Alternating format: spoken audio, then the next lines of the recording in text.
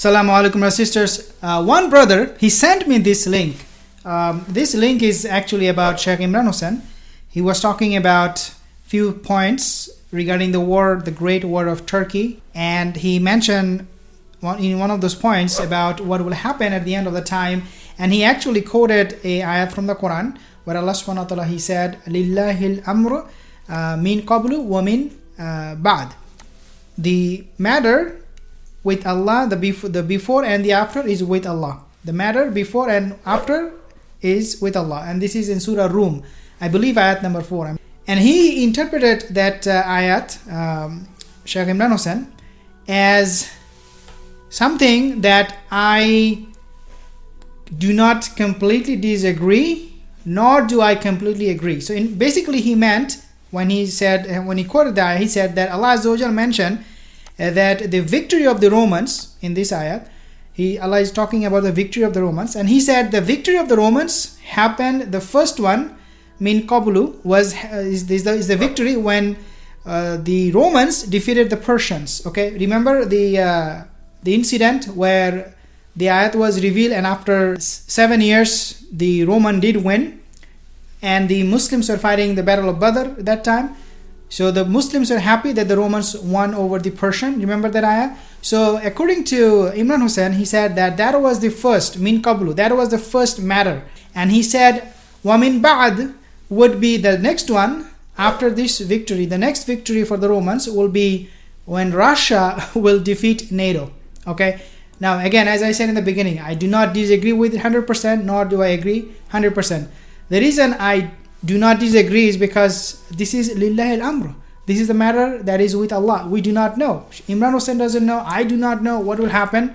So I cannot say for sure that yes, this is something I cannot disagree, because I do not know again. But at the same time, I do not agree with it, because if you take a look at this ayah and the history of the Romans, this ayah, according to me, okay, this is subjective, according to me, the first victory that the Romans had was not the victory that took place during the time of Rasulullah when the Romans defeated the Persians. Okay, that is not the first victory. The first big victory, according to me, is when Constantine, the great emperor, he converted to Christianity. Now, Romans, the Roman Empire, they were not Christian, they were not Isai, they were not following Isa, Jesus alayhi salam. But Constantine, one of their rulers, one of the greatest of all rulers of the Roman Empire, Constantine, he became a Christian. He said, you know what, we'll follow Christianity. After he accepted Christianity, he kicked out all the Yahudis. And we know that Yahudi, that at that time, they scattered through the land. Some of them went to Medina even, Banu Qurayda, Banu Qainuqa, Banu Nadir. These 3 tribes went to Medina. That happened because of the Romans. They had this resounding victory over the Yahudis, so the Yahudis were defeated and the Romans won. So according to my understanding, the first victory of the Romans were over this Yahudi. And in some narration it says that in one day there were like 133,000 Yahudis, they were killed in one day, just one day, qatl. According to me, that was the first victory. The second victory is the victory when the Romans won over Persia during the time of the Prophet ﷺ. But I want to play the video of Imran Hosein. Russia will defeat NATO in this World War which is coming. And that victory of Russia would be the second victory of Rome. Okay, so again he's saying that the victory, the upcoming battle against NATO by Russia would be the Romans' second victory. And again, as I said, I do not disagree with it completely. I do not agree with it completely either. Allahu alam. But looks like one thing I need to point out is that if there is a battle between NATO and Russia, there is no victory, there is no winner, there is no loser. Everybody is loser. Okay, the humanity will come to an end. So if you say this is the victory, second victory of the Romans, then my question is, there is nothing going to be left after this war, this malhama between these two parties. The next one that I want to play is another one he mentioned, something about the something about a different topic. So let me play that one. Revealed that they work consistently to sabotage the end-time friendship and alliance between the Ummah of Nabi Muhammad والسلام, and the Ummah. So spoken about it. He's talking about the Ottoman Empire, okay? He's saying that the Ottoman Empire, instead of working for the Ummah to build a relationship between the Muslim and the Christian, it worked against it. Means it created this division between the Ummah of Rasulullah and the Ummah of Isa, Jesus, alayhi salam. And this one I completely disagree with him, simply because it technically there is really nothing called the Ummah of Jesus, Isa alayhi salam, simply because we are now all Ummah of Rasulullah sallallahu alaihi wasallam. On the Day of Judgment, the Muslim, non-Muslim living today will be going behind who? Rasulullah sallallahu alaihi wasallam. They are not going to go behind Musa or Isa alayhi salam. Why? Because we are all part of the same Ummah. This is the last messenger, Muhammad sallallahu alaihi wasallam, and we are all his followers. Whether somebody follow him or not doesn't matter. We are all going to be under his banner. Okay, now next he said that the Ottoman Empire, they created this fasad, this division among the Muslim and the Yahudi, sorry, the Christian. But let me actually play the video. Part of the Ottoman Empire has to be revealed.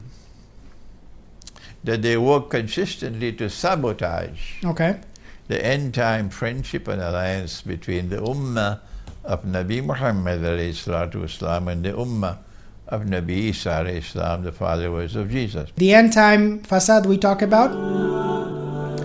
The Romans and the Muslims, they will have a sulah. Okay, they will have a treaty, and under this treaty they will say, okay, we will establish peace between us. And then the Romans will betray the treaty. The Romans will actually, one of the Roman army, he will raise the flag, he will raise the cross, and he will say, we win because of this. And the Muslim will freak out. The Muslim will say, I'll mention this hadith in my next video, but just to give you some overview of this hadith. So the Muslims and the Christian, they will fight again. The Christian, the Yahudi, will betray the trust of the Muslim, and then there will be a war. And that war would be the MALHAMA. Okay, the MALHAMA.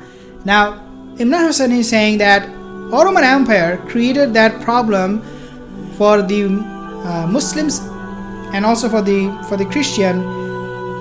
It doesn't make sense, number one, for the reason, very fact is that the Ottoman Khilafah was Islamic Khilafah. Under any Islamic Khilafah, whether it is the Umar bin Khattab Khilafah, whether it is the Uthman, Ali, Abu Bakr, there is nothing called peace treaty between nations. There is nothing called peace treaty. There is nothing called getting along with all of you together. Yes, you can live in peace, harmony, there is no problem. However, the Muslims are not going to go to different countries and say, okay, let's make peace. Ottoman Empire did exactly the same thing.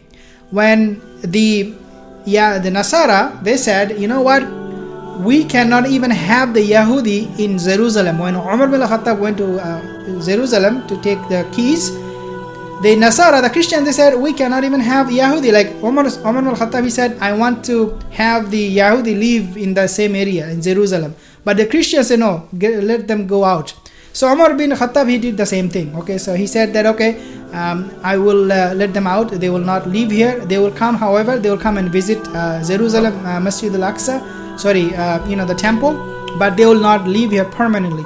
Ottoman Empire, they said, we will not, because the Yahudi, during the time of the Khilafah of Uthmaniyah, the Yahudi tried to influence Ottoman Empire to let them live in Jerusalem, inside Jerusalem, okay, inside the Al-Quds, the Holy Land. But Ottoman Empire said, no, we will follow what Umar bin Khattab did, which is he expelled the Yahudi after the Christian told him that we do not want them even here near Jerusalem in Al-Quds. So when Imran Hosein, he's saying that the Ottoman Empire created this problem between the Muslim and the non-Muslim, the Christian, at the end of time, it doesn't make any sense, because Ottoman Empire, all they were doing was following what Umar bin Khattab was doing. They said, we will not go against Umar, we will not betray him, we will not disobey his command, we'll keep the same promise of Umar, even though the Yahudi tried to give him some money, bribery, bribery, influence, and tried their best to get into the Holy Land. Ottoman Empire did not allow them. This is why we know, when did the Yahudi came to the Palestine?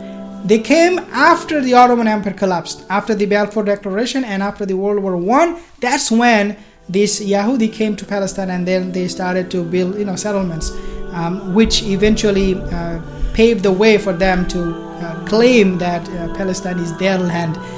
So I do not agree, again, the point. I have all the respect for all the people who are talking about this end of time topic, Islamic eschatology. However, in this case, I have to disagree with Sheikh Imran Hosein and say that no, it is not true, or Ottoman Empire did not do anything wrong, whether it is creating division between the Ummah of Rasulullah, as he said, Ummah of Jesus, Isa alayhi salam. Again, there is nothing called Ummah of Jesus.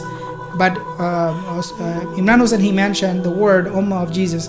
But inshallah, I hope that this reminder video will help us understand, giving you a new perspective, what I think, what I believe in, and also you can listen to other lecturers so that you can also benefit from it and judge for yourself, see for yourself what is truth and what is not true. Again, if you're new to the channel, consider subscribing, like this video if you did, share this video, and I'll see you soon again. Assalamu alaikum wa rahmatullahi wa barakatuh.